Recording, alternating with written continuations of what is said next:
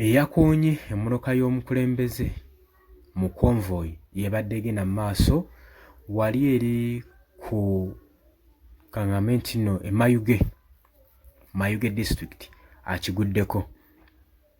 Oli ku Yugi Update TV kusinzira obba ng'otuwuliriza gwe mukwano gwange ali eyo.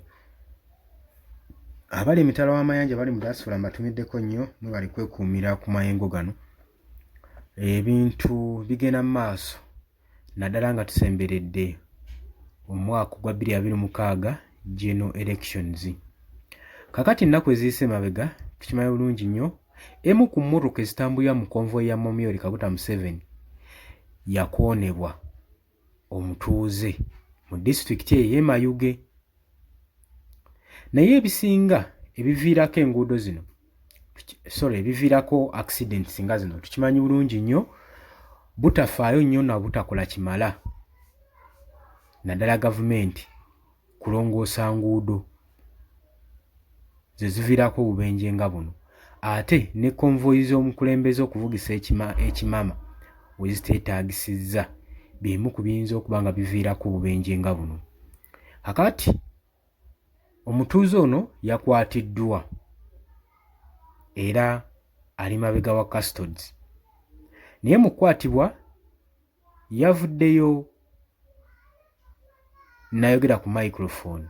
Okusinziira ku Minister of State for Information amaze okikonfaminga omutuuze ono, kigambibwa nti omutuuze ono yakwatiddwa alina bye yayogedde wammanga era ng'abisaba omukulembeze w'eggwanga, naye kigenda kumalako enviiri ku mutwe omukulembeze engeri gye yali yakitinzeemu mu request eno.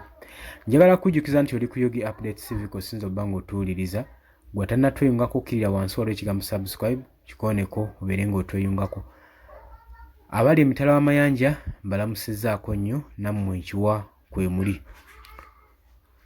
We yamaze okukwatibwa ono eyakoonye convoy emmotoka emu ebadde mu convoy ekola convoy y'omukulembeze w'eggwanga Yoweri Kaguta Museveni.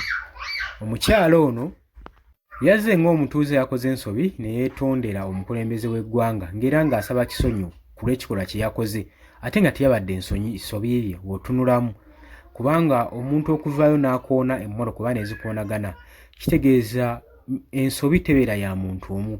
Ensobi eyinza okuba yakoleddwa luuyizi zombi, naye engeri nga muno gye bali mu buyinza obuvunaanyizibwa bayinza okuba nga babutisse omuntu omu. Omukulembeze yavuddeyo n'agamba nti nno nti eyasabye ekisonyo yeeriko, kubanga Mukama Katonda yekayika yasonyiwa so si mwami Yoweri Kaguta Museveni, era ye tasonyiwa, era mu bufunze talina kisonyiwo kye yamuwadde. Era yagenze maaso n'okulagira DPTC w'ekitundu eky'eMayuge agende maaso n'okuliizinga emmotoka eyakwatiddwa yabadde maze okukoonebwa eyabadde ku konvoyi. Wabula ebyagenze maaso ku mukyalo ono tetunnamanya mayitire, kubanga yagaaniddwa okuweebwa ekisonyiwo ku mbeera eyabadde egenda mu maaso. Mu biseera bino nga tugenda mu kalulu buli kimu kyakulwashinga. Nze ndowooza eno bayinza ogikozesa nga bait okusobola okulaba nga basikiriza.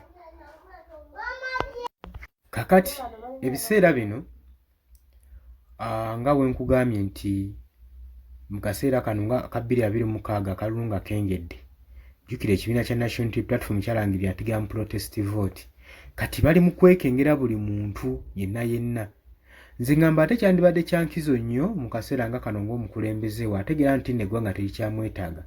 Ebintu bye bandibadde bakola wammanga kwe kuwa ebisonyiwo bannayuganda, kuliriizinga abali mu makomera, okuta abawambe, abasibe, okusobola okunoonya simpase mu bantu. Naye buli kadde ku bizibu bongerako mitawaana okusobola okulaba nga beekyayisa bagula obukyayi eri bannayuganda ebikolwa nga bino.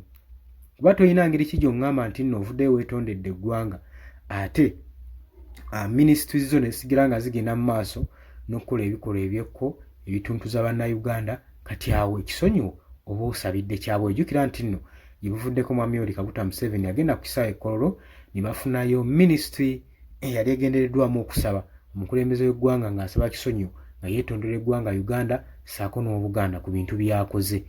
kati wano wandibadde ozuukira n'ogamba ddala yali asaba kisonyiwo oba kwali kukiina bukinyi. Oli ku UG Updates TV osobola okujja mu comment section n'oteerawo endowooza yo.